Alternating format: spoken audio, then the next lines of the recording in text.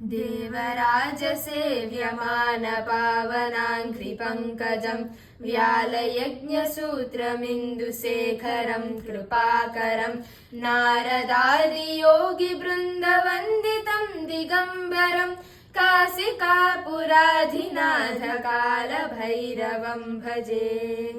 भानुकोटिभास्वरं भवाब्दितारकं परं नीलकण्ठमीप्सितार्धदायकं त्रिलोचनं कालकालमम्बुजाक्षमक्षशूलमक्षरं काशिकापुराधिनाथकालभैरवं भजे।